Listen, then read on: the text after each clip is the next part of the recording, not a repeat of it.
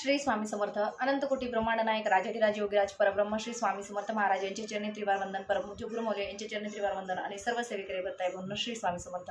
बघा, आज आपण पाहणार आहोत की आपल्या मुलांबद्दल, की आपले मुलं जे असतात ते चिडचिड करत असतात। काही मुली तरी कधी कधी आपलं ऐकतात, पण मुलं अजिबात ऐकत नाहीत किंवा काही सांगितलेलं ते अजिबात ऐकत नाहीत। तर अशा मुलांसाठी मी घेऊन आलेले आहे दोन असे उपाय की जे आपण केल्यानंतर आपल्याला आपली मुलं शांत झालेली पाहायला मिळतील। अशा पद्धतीचे हे दोन्हीही उपाय आहेत, केले तर करायलाही खूप सोपे आहेत आणि खूप असा पटकन या सेवेचा अनुभव आपल्याला येतो। अशा पद्धतीच्या ह्या दोन सेवा आहेत। तर त्या अशा कोणत्या दोन सेवा आहेत, तर आपण काय करायचं आहे, आपली जी लहान मुलं आहेत, आता लहान मुलं जे असतात ते चिडचिड करतात, काही मुलं लहान मुलं रडतात, सारखं सारखं काही ना काही त्यांचं चालूच असतं। तर अशा मुलांसाठी ही सेवा आहे। कधी कधी 15, 16, 17 अशा वयाची मुलं तर खूप असे वेड्यासारखे वागत असतात, घरच्यांना त्रास देत असतात। तर अशा मुलांसाठी ही सेवा आहे। तर ही कोणती सेवा आहे? ही सेवा आहे रामरक्षा। ही रामरक्षा सेवा। आता तुम्ही म्हणाल ही सेवा कशी करायची, रामरक्षा ही सेवा कशी करायची? तर कसं आहे, जे लहान मुलं आहेत त्या लहान मुलांच्या डोक्यावर हात ठेवून आपल्याला ही रामरक्षा जी आहे ही संपूर्ण रामरक्षा आपल्याला म्हणायची आहे। आता बघा, जर तुमचे मुलं जास्त चिडचिड करत असतील तर दिवसातून 3 वेळा ही सेवा तुम्ही करायची आहे, सकाळी, दुपारी आणि संध्याकाळी। मुलाला घ्यायचं मांडीवर आणि आपला उजवा हात त्या मुलाच्या डोक्यावर ठेवायचा आणि आपण ती रामरक्षा म्हणायची। कारण कसं, लहान मुलं असतील तर त्यांना ते वाचता येणार नाही, त्याच्यामुळं आपणच त्यांच्या डोक्यावर हात ठेवायचा आणि आपणच त्याचं वाचन करायचं। अशा पद्धतीची ही सेवा आहे।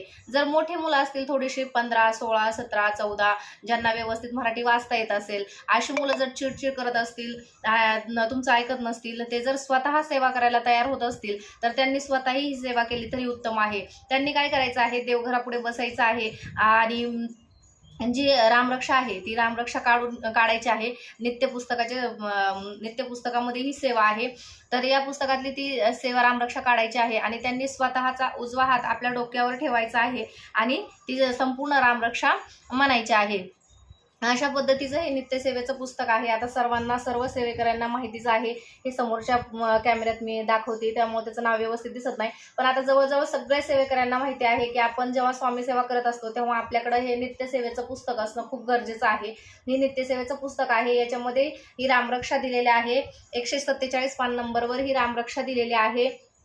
ही रामरक्षा भगवान शिवांनी बुध कौशिक ऋषी जे आहेत त्यांनाही सांगितलेली आहे। तर त्याच्यामुळं कसं आहे, आपण जेव्हा ही सेवा करतो या सेवेचा लवकरात लवकर अनुभव येतो। कारण या सेवेचा अनुभव मी पण घेतलेला आहे। माझा लहान मुलगा जो आहे तो खूप असा चिडचिड करायचा, मध्ये मध्ये थोडंसं काही झालं की ऐकायचं नाही, सारखं रड काहीतरी कारण काढून रडायचा। तर ते खूप म्हणजे असं डिस्टर्ब होऊन जायचं सगळं, मला पण त्याला पण। तर त्यामुळं मी ही सेवा केली होती त्याच्या डोक्यावर हात ठेवून। तर 108 दिवस मी ही सेवा केली होती। तर मला खूप त्याचा छान असा अनुभव आलेला आहे। तुम्हीही ही सेवा करून बघा, नक्की तुम्हालाही याचा अनुभव येईल। त्याचबरोबर अजून एक सेवा आहे, ती सेवा म्हणजे आपल्याला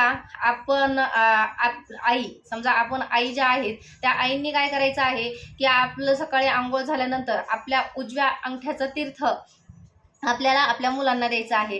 ते तीर्थ तयार करताना आपण कशा पद्धतीने तयार करायचंय की सकाळी आपली आंघोळ झाल्याच्या नंतर एका ठिकाणी आपल्याला बसायचं आहे, स्वच्छ पाय धुवून आपला उजवा पाय स्वच्छ धुवून घ्यायचा आहे आणि खाली एक ताट ठेवून त्याच्यात आपला अंगठा व्यवस्थित धरून त्या अंगठ्यावरती आपल्याला श्री स्वामी समर्थ, श्री स्वामी समर्थ, श्री स्वामी समर्थ असा जप करत करत आपल्याला चमच्यानी त्या अंगठ्यावरती आपल्याला पाणी घालायचं आहे। आणि असा जप करून झाल्याच्या नंतर मग ते पडलेलं जे पाणी आहे, जे तीर्थ आहे, ते तीर्थ आपल्याला लगेचच आपल्या मुलांना प्यायला द्यायचं आहे। अशा पद्धतीच्या ह्या दोन्हीही सेवा आहेत। ह्या सेवा जर आपण केल्या तर आपली मुलं नक्कीच शांत होतात। त्याचबरोबर अजून एक सेवा आहे, ती सेवा म्हणजे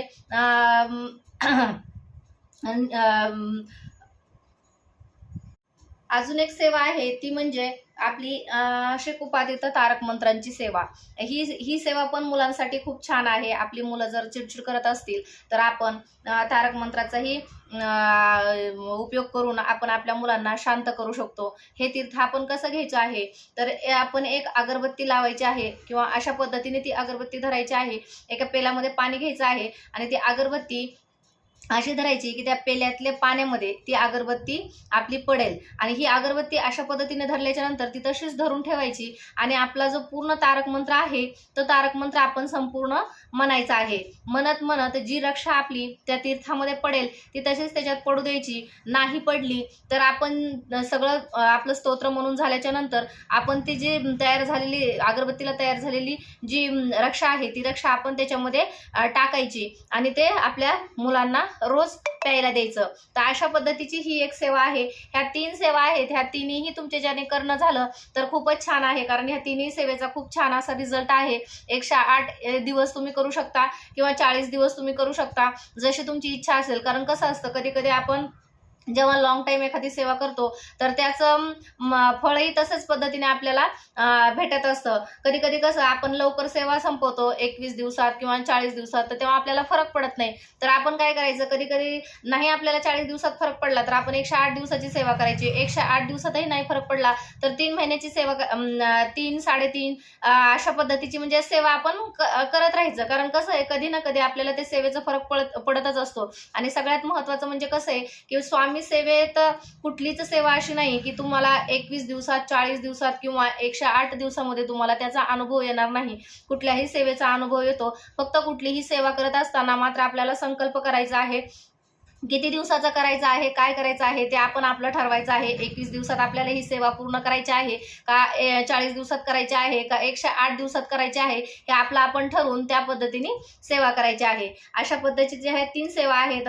नक्की करून बघा. झालेली सेवा श्री स्वामी समर्थ महाराजांच्या चरणी रुजू करते. श्री स्वामी समर्थ. चॅनलला सबस्क्राईब करा, लाईक करा, शेअर करा. श्री स्वामी समर्थ.